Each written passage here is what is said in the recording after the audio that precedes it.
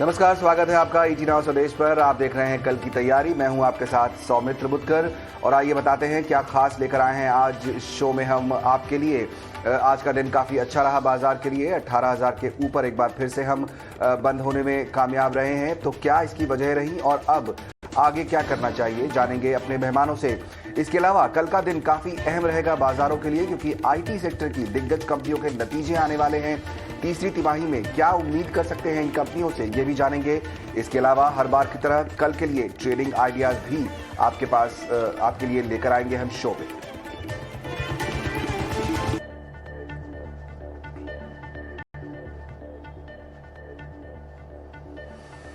तो शुरुआत करते हैं बाजार के हाल से ही। हमने देखा कि आज एक छोटे दायरे में कारोबार जरूर हुआ 18,000 के ऊपर, लेकिन क्लोजिंग एक बार फिर निफ्टी देने में कामयाब रहा।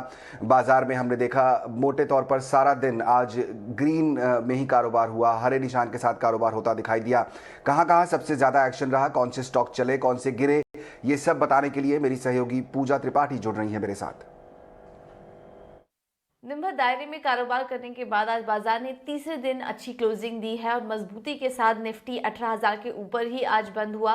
सेंसेक्स की बात करेंगे तो 227 अंक ऊपर और बैंक निफ्टी में भी दिन भर उतार चढ़ाव दिखने के बाद 90 अंक ऊपर बैंक निफ्टी की भी क्लोजिंग देखने को मिली है।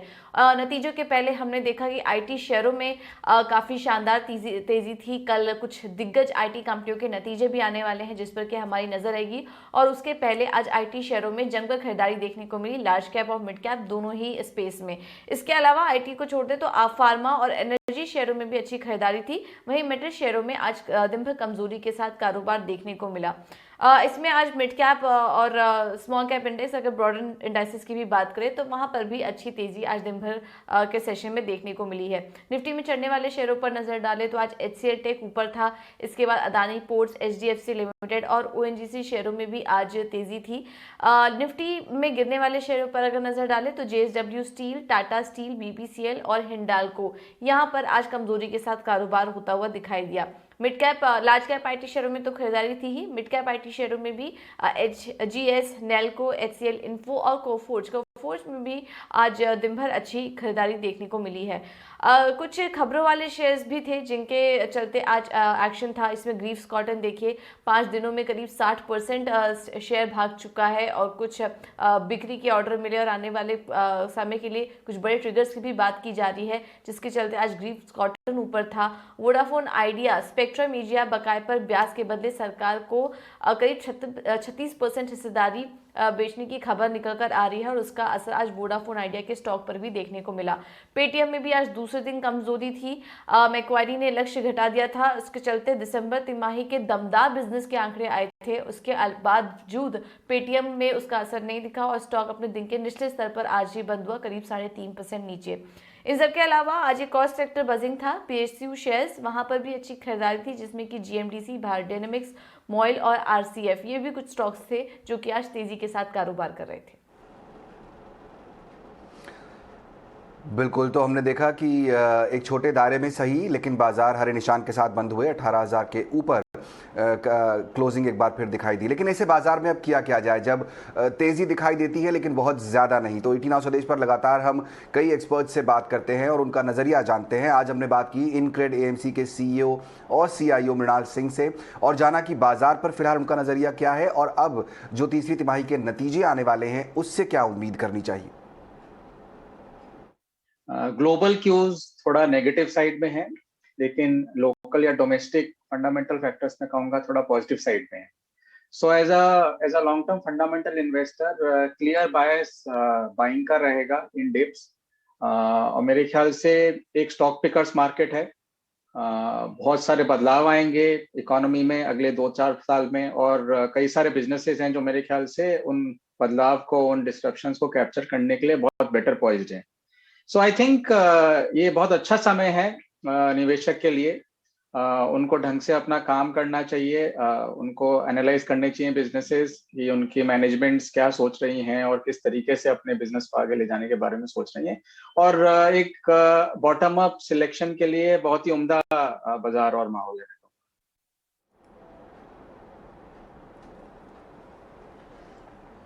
ओके, तो फोकस यहाँ पर तिमाही नतीजों पर भी रहेगा। जाहिर तौर पर हमारे मेहमान हमारे साथ जुड़ गए हैं। भाविन मेहता हमारे साथ शो में आज शामिल हो रहे हैं टेक्निकल नज़रिया देने के लिए। भाविन, बहुत बहुत स्वागत आपका ईटी नाउ स्वदेश पर। जैसा कि लगातार हम बता रहे हैं अपने दर्शकों को कि एक छोटे दायरे में कारोबार होता दिखा बाजार में आज 18,000 लेकिन होल्ड किया हुआ है। आप कैसे रीड करते हैं बाजार के इस मूव को? आपको लगता है कि ये जो लेवल ब्रेक नहीं हुए हैं, 18,000 का जो स्तर है उस पर अभी भी निफ्टी टिका हुआ है, ये एक पॉजिटिव साइन है? लास्ट कपल ऑफ डेज में अगर हम देखेंगे तो मार्केट करीबन 17,600 को एक बार रिस्पेक्ट किया है और ऊपर में हम लोग देख रहे हैं कि अभी 18,000 भी इंडेक्स होल्ड कर रहा है, जो कि काफी पॉजिटिव साइन है। कल अगर आप ग्लोबल क्यूज को देखेंगे तो global cues in fact negative side पे थे और इसके बावजूद मार्केट 17,950 के रेंज के नीचे जाते हुए नहीं दिख रहा था आज। यूएस मार्केट में भी अगर लोअर लेवल से देखेंगे तो नास्डैक ने ऑलमोस्ट 3% का रिकवरी दिखाया था, which is very positive for our markets as well. So definitely earning season कल से, यानी कि कल 3 मेजर अर्निंग्स है एक साथ आईटी सेक्टर में से। सो डेफिनेटली मार्केट थोड़ा बहुत इनका व्यू लेके या रणनीति बनाएंगी कि how it should move forward. But definitely short term में लग रहा है कि जब तक 18,000 से 17,950 लोअर साइड पे अगर होल्ड कर रहा है तो market on upside 18,250 to 300 range के लिए रेडी हो रहा है। और इसमें भी ब्रॉडर मार्केट अगर डेप्थ देखेंगे तो काफी पॉजिटिव था। सो इंडेक्स में निफ्टी 50 में देखेंगे तो 50-50 मार्केट ब्रेथ दिख रहा था, बट अगर ब्रॉडर मार्केट ब्रेथ की बात करें तो काफी पॉजिटिव था। तो इस हिसाब से हमें लग रहा है कि मार्केट का ओवरऑल ट्रेंड पॉजिटिव साइड पे रहना चाहिए। ओके, ओवरऑल ट्रेंड यहाँ पर अभी भी पॉजिटिव साइड पर ही रहेगा। लेकिन भाविन, जैसा आपने कहा कि फोकस जो है कल से बाजार नतीजों पर करेगा और कल 3 बड़ी आईटी कंपनियों के नतीजे भी आने वाले हैं, क्या उम्मीद कर सकते हैं? शरद हमारे साथ जुड़ रहे हैं। शरद, टीसीएस, इन्फोसिस, विप्रो, 3 बड़ी कंपनियां, तीनों के नतीजे आएंगे कल, और क्या उम्मीद कर रहा है बाजार इस बार? क्या एक्सपेक्ट किया जाए इन बड़ी आईटी कंपनियों से? तीसरी तिमाही का अपडेट रहेगा आईटी सेक्टर के लिए और हम लोग प्रीव्यू देख रहे हैं। यहाँ पे एक्सपेक्टेशंस अनुमान बहुत अच्छे दिख रहे हैं। यहाँ पे डिसेंट क्वार्टर का एक्सपेक्टेशन और लगातार चौथे क्वार्टर पे एक टॉप लाइन आउट परफॉर्मेंस का जो है अनुमान लगाया जा रहा है मार्केट में। लेकिन हालांकि याद रखिए आईटी सेक्टर में ये एक सीजनली वीक क्वार्टर माना जाता है। अब ये 4 जो टॉप 4 आईटी कंपनीज है, इनके जो अगर रेवेन्यू ग्रोथ देखे तिमाही दे तिमाही आपके कांस्टेंट करेंसी टर्म से, तो लगभग 3 से लेकर 4.5% तक का ग्रोथ देखने मिलेगा। लेकिन याद रखिए क्रॉस करेंसी लॉस का भी एक कंपोनेंट है जो 60 से लेकर 90 बेसिस पॉइंट्स तक लग सकता है, जहां पे यूएसडी ग्रोथ आपके 2 से लेकर 4% तक हो जाएगा तिमाही दे तिमाही। अब देखा जाए तो सैलरी हाइक्स भी एक इंपॉर्टेंट पोर्शन है जो मार्जिन पे इंपैक्ट करेंगे, स्पेशली इन्फोसिस और विप्रो के। यहाँ पे आप देख सकते हैं कि इन्फोसिस और विप्रो में लगभग 47 बेसिस पॉइंट्स का जो है एक नेगेटिव मार्जिन प्रेशर देखने मिल सकता है। तो मैनेजमेंट की कमेंट्री लेकिन बहुत इंपॉर्टेंट होगी। ये आपके जो सप्लाई जो साइड इश्यूज है, स्पेशली एट्रिशन लेवल्स, उस पे जो लेके एक इंपॉर्टेंट कमेंट्री देखनी होगी। और दूसरी बात है ऑर्डर बुक ग्रोथ की, स्पेशली जो डील विंस आ रहे हैं डिजिटल में, क्लाउड में, तो उसके जो ऑर्डर बुक कैसे है, कैसे उसकी विजिबिलिटी है, तो उस पर फोकस रहेगा। टीसीएस भी रहेगा फोकस में कंपनी स्पेसिफिक। यहाँ पे बायबैक वो कंसिडर करेंगे। अपनी चौथी वाली जो क्वांटम है लगभग 16,000 करोड़ के लिए रहेगी। इन्फोसिस की भी बात कर लेते हैं। यहाँ पे डैमलर जो डील हुई है उसमें फुल कंट्रीब्यूशन इस तिमाही में देखने मिलेगा। याद रखिए दूसरी तिमाही में सिर्फ 2 महीने का कंट्रीब्यूशन इस डील का देखने मिला था और ये डील बहुत बड़ी थी। विप्रो में जो है ऑनशोर ऑफशोर मिक्स की जो मैनेजमेंट कमेंट्री है उस पर मेन फोकस रहेगा। और ऑफकोर्स जो करंट डिमांड एनवायरमेंट में, स्पेशली यूरोपियन मार्केट्स में जैसे कि मैनेजमेंट चेंज हुई थी हाल में। और एचसीएल टेक आखिरी में स्टॉक रहेगा फोकस में। यहाँ पे एक सीजनैलिटी इंपैक्ट देखने मिल सकता है स्टॉक में और ये एक्चुअली बेनिफिट कर सकती है। ये बेनिफिट करेगी आपकी प्रोडक्ट बिजनेस सेगमेंट में। तो होपफुली एक अच्छे नतीजे का जो है चारों आईटी कंपनीज का जो एक्सपेक्टेशंस रहेगा इस बार। शुक्रिया शरद। तो वो एक्सपेक्टेशन है आईटी कंपनियों से। हमारे साथ आशीष महेश्वरी भी जुड़ गए हैं अब कार्यक्रम में। आशीष, बहुत बहुत स्वागत आपका ईटी नाउ स्वदेश पर। कल बड़ा दिन है, नतीजों का सिलसिला शुरू होगा और दिग्गज आईटी कंपनियों के नतीजे भी आएंगे। जैसा शरद बता रहे हैं, क्या एक्सपेक्टेशन करनी चाहिए? आप कैसे अप्रोच करेंगे अब आने वाले समय में आईटी स्पेस को, क्योंकि हमने देखा कि आज शायद उम्मीद के भरोसे कि नंबर अच्छे आएंगे, परफॉर्मेंस अच्छा हो सकता है, स्टॉक्स में हमने एक रन अप आते हुए देखा। आईटी स्पेस को आप कैसे अप्रोच करेंगे यहाँ से?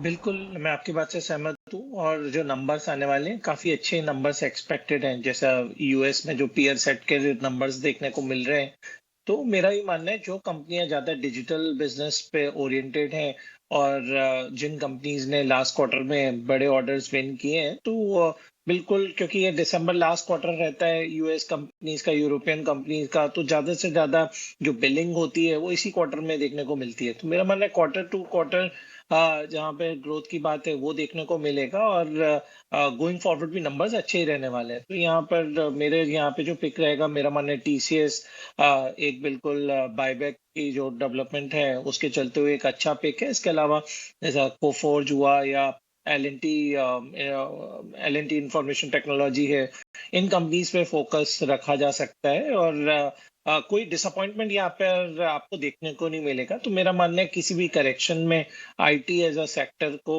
आप हेज मान के चलिए और प्री बजट रैली के लिए भी ये सेक्टर तैयार हो रहा है। करेक्ट, प्री बजट के लिए तैयार हो रहा है और फोकस यहाँ पर अब नतीजों के बाद जो अगला फैक्टर बाजार देखेंगे वो बजट ही देखेंगे। आशीष, मैं आपसे एक स्टॉक पे और बात करना चाहता हूँ, वो है डेल्टा कॉर्प। अभी कुछ समय पहले नतीजे आए कंपनी के, हम देख रहे हैं कि जो मुनाफा है वो करीब 1.25 करोड़ से बढ़कर 70 करोड़ पहुंच गया है। इसके अलावा जो कंपनी की आय है वो 121 करोड़ से बढ़कर करीब करीब 250 करोड़ के आसपास पहुंच गई है। डेल्टा कॉर्प काफ़ी न्यूज़ ड्रिवन स्टॉक भी है, इसको कैसे आप अप्रोच करेंगे अभी नतीजों के बाद?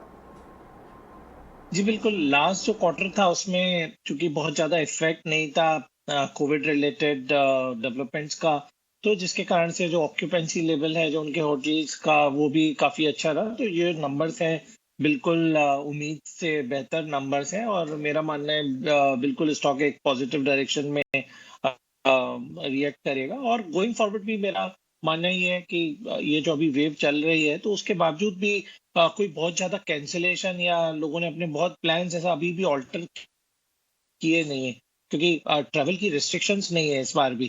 तो डेल्टा कॉर्प जैसी कंपनियां को इसका बेनिफिट ही रहेगा और मेरा मानना है किसी भी गिरावट में स्टॉक को पोर्टफोलियो में ऐड किया जा सकता है।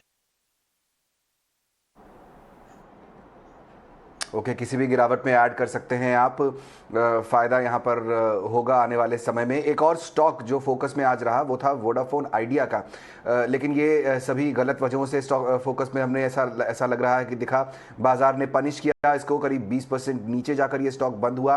जो स्पेक्ट्रम का मामला चल रहा है और जो एजीआर का जो बकाया है, ये कंपनी इसका जो ब्याज है बकाए पर, वो अब कंपनी कैश में नहीं बल्कि इक्विटी के तौर पे सरकार को देने वाली है। क्या डिटेल्स हैं? हमारे साथ सौमित जुड़ रहे हैं इस खबर की सारी डिटेल्स देकर। सौमित, बताइए।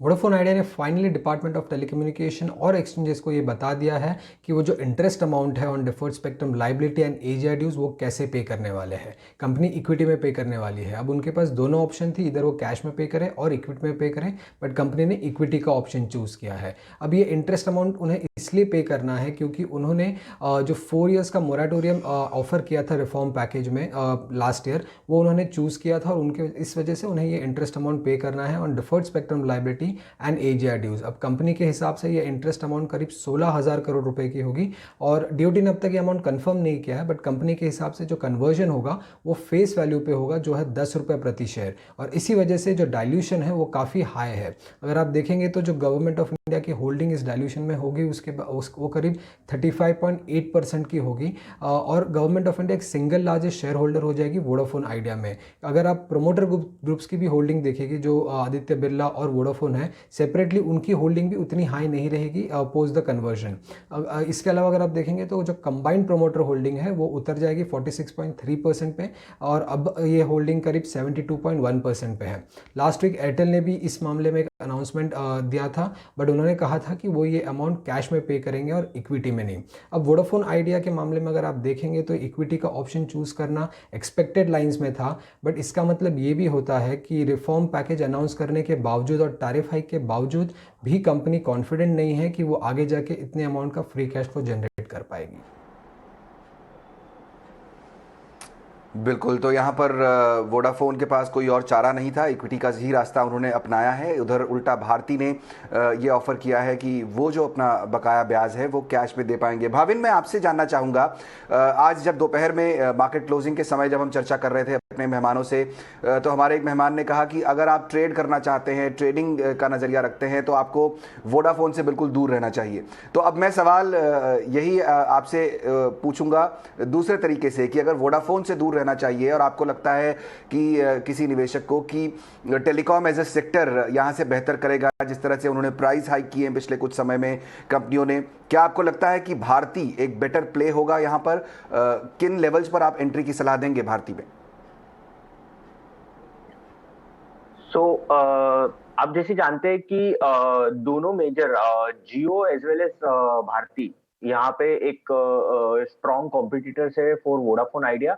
एंड भारती का अगर हम लेवल देखेंगे तो लास्ट कपल ऑफ डेज से 690 95 को मैनेज कर रहा है। ये स्टॉक हायर एंड पे 730 के लेवल के ऊपर ऐसा कोई मेजर मूव अभी तक नहीं दिख रहा है। बट इन केस ये 730 के आसपास अगर कंसोल करता है या 730 का लेवल एक बार क्लोज इसके ऊपर दे सकता है, तो डेफिनेटली एक पॉजिटिव मूव मिलेगा towards level of 775 to 780। On downside मैं इसमें स्ट्रिक्ट स्टॉप लॉस रखूंगा अराउंड लेवल ऑफ 690, जो कि आपका 50 as well as 20 day exponential moving average अगर देखेंगे तो ये दोनों ये लेवल पे पर्टिकुलरली है। 690 मेरा एक स्ट्रिक्ट स्टॉप लॉस रहेगा for all long position that I may carry forward. और इसमें एक दूसरा स्टॉक भी है इंडस टावर, तो ये भी एक देख सकते हैं। आई मीन जब वोडाफोन आइडिया का न्यूज आया स्टॉक ने अच्छा खासा सेल ऑफ भी दिखने मिला था, बट इंडस टावर अगर आप देखेंगे तो काफी शार्प अप मूव इसमें देखने को मिला है। आज 50 ईएमए के ऊपर भी क्लोज दे रहा है, तो ये भी एक स्ट्रॉन्ग कैंडिडेट हो सकता है फॉर अपसाइड।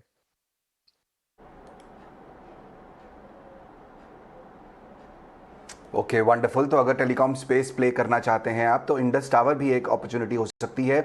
उसके अलावा भारती के लेवल्स तो भाविन ने यहाँ पर बताए ही।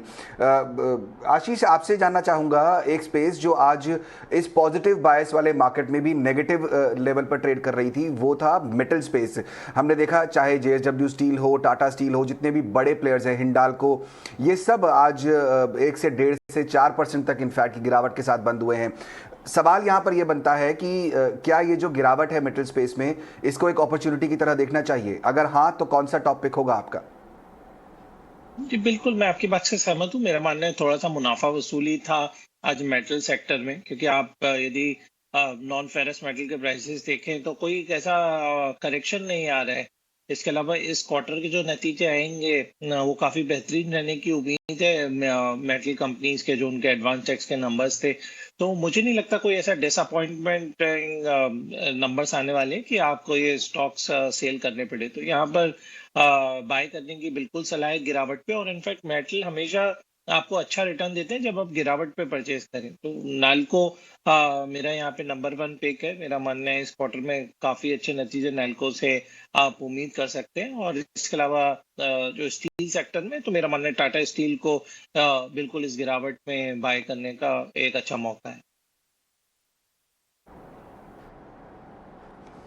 ओके, तो नाल्को और टाटा स्टील, ये वो 2 आइडियाज़ हैं जहां पर आप फोकस कर सकते हैं। जब गिरावट मेटल स्पेस में दिखाई दे रही हो तो उसको एक अपॉर्चुनिटी की तरह देखना चाहिए, वहां पर खरीदारी की जा सकती है। भाविन, एक स्पेस और था जो फोकस में था, वो था PSU बैंक्स का।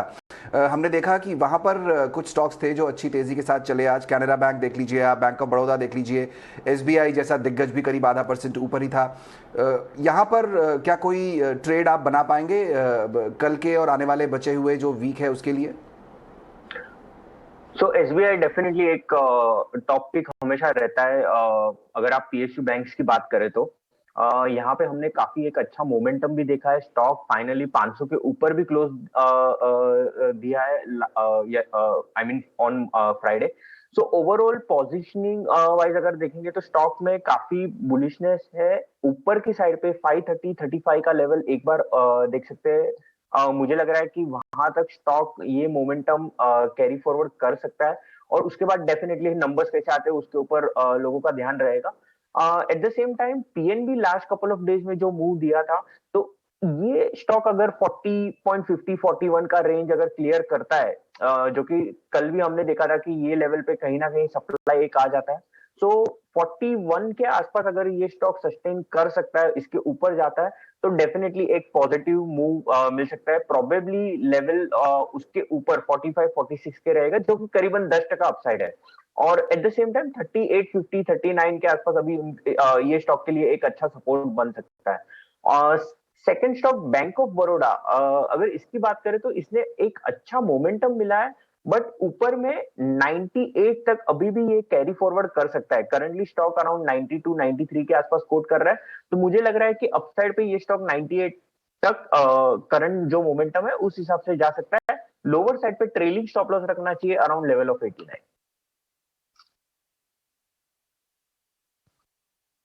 तो यहाँ पर SBI, PNB और बैंक ऑफ बड़ौदा, ये 3 वो आइडियाज़ होंगे जहाँ पर आप फोकस कर सकते हैं अगर आप PSU बैंक्स के साथ जाना चाहते हैं। चलिए, शो में वक्त हो गया है ये जानने का कि हमारे मेहमान कौन से आइडियाज़ आपके लिए लेकर आए हैं कल के ट्रेडिंग सेशन के लिए। जानते हैं कौन से हैं आज के VIP शेयर्स।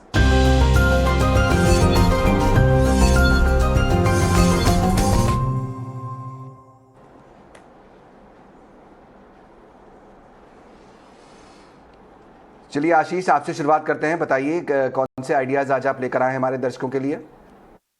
जी, 2 स्टॉक आइडियाज जो कल के लिए एट द सेम टाइम यदि 3 महीने तक का डिलीवरी पॉइंट ऑफ व्यू से होल्ड कर पाएंगे तो काफी अच्छे रिटर्न देंगे। तो सबसे पहला मेरा स्टॉक रहेगा ग्रीव्स कॉटन। पिछले 2-3 दिन से एक बहुत अच्छा रनअप देखने को मिला है और मेरा मानना है कि अभी भी स्टॉक पे काफी वैल्यू है। मार्केट कैप कंपनी का अभी भी 5,500 करोड़ के आसपास है और जो नंबर्स आएंगे जैसे 2021 में उनका सिर्फ 10 करोड़ का मुनाफा था, मेरा मानना है 2024 में ये मुनाफा बढ़ के करीब 130-140 करोड़ का हो जाने वाला है। अब उसके पीछे हमें फंडामेंटल रीजन भी जानना जरूरी है, क्योंकि कंपनी ने करीब 300 करोड़ रुपए का निवेश ईवी की जो उनकी वर्टिकल है उसमें किया है और वहां से जो 2 व्हीलर और 3 व्हीलर का जो आउटपुट है वो आना स्टार्ट हो गया है। तो वहाँ जो ग्रोथ है वो फिनोमिनल है। इसके अलावा चूंकि ऑटो सेक्टर में ओवरऑल डिमांड बढ़ा है तो जो इंजन्स बनाते हैं ऑटो इंजन्स उसकी डिमांड काफी है और रिटेल जो एक सेक्टर है वहां पे भी काफी ट्रैक्शन बना हुआ है। तो बिल्कुल ग्रीव्स कॉटन को बाय करके चला जा सकता है। ऐसे ही दूसरा स्टॉक है जो मुझे पसंद है वो है सेंचुरी टेक्सटाइल्स एंड इंडस्ट्रीज। मेरा मानना है इसमें भी काफी पोटेंशियल है। ये करीब 1200-1250 तक अगले क्वार्टर में जा सकता है। उसके पीछे रीजन ये है कि कंपनी के 3 वर्टिकल हैं, जो है textile business, real estate business और पल्प एंड पेपर बिजनेस। जो टेक्सटाइल और पल्प एंड पेपर बिजनेस है वो करीब 100% कैपेसिटी पे ऑलरेडी चल रहे हैं और जो रियल एस्टेट सेक्टर है जो वर्टिकल है वो भी काफी अच्छी ग्रोथ और उसके में भी काफी डेवलपमेंट्स है। तो मेरा मानना है ये जो कंपनी का मुनाफा था जो उनका जून में करीब 36 करोड़ का मुनाफा था, सितंबर में बढ़ के 66 करोड़ का हुआ। इस बार कम से कम मुनाफा 85 से 90 करोड़ इस क्वार्टर में आने की उम्मीद है। तो बिल्कुल सेंचुरी टेक्सटाइल पे नजर रखना चाहिए। एक और बात है कि इसमें डोमेस्टिक इंस्टीट्यूशनल इन्वेस्टर्स ने अपनी हिस्सेदारी पिछले 1 साल में 10% से बढ़ा के करीब 15% के ऊपर कर लिए। तो ये भी एक कॉन्फिडेंस शो करता है इस स्टॉक में और बिल्कुल इस लेवल पे बाय करने की सलाह है। ओके, तो यहाँ पर 2 आइडियाज, ग्रीव्स कॉटन और सेंचुरी टेक्सटाइल। भाविन, थोड़ा शॉर्ट में क्योंकि समय की हमारे पास कमी है, आपके ट्रेडिंग आइडियाज कौन से होंगे कल के लिए? सो 2 trade idea. First one BEL Bharat electronics, stop loss 205, target 220 से 225, स्टॉक 2050 EMA के ऊपर कोट कर रहा है, तो ओवरऑल पॉजिटिव पोजिशनिंग है। सेकेंड वन बाटा, स्टॉप लॉस 1880, टारगेट करीबन 2000 के आसपास। ये स्टॉक फाइनली यस्टरडे हम लोग ने देखा था कि इसमें एक काफी अच्छा मूव मिला था। सो ओवरऑल दोनों पे बाई पोजीशनिंग है, Bharat electronics and Bata India. Okay, तो भारत इलेक्ट्रॉनिक्स और बाटा इंडिया, ये 2 आइडियाज आपके लिए भाविन की तरफ से। बहुत बहुत शुक्रिया भाविन और आशीष आज हमारे शो में शामिल होकर हमसे चर्चा करने के लिए और अपने ट्रेडिंग आइडियाज देने के लिए। चलिए, कल की तैयारी की पूरी टीम को दीजिए इजाजत। ब्रेक के बाद लेकर आएंगे आपके लिए मेड इन इंडिया।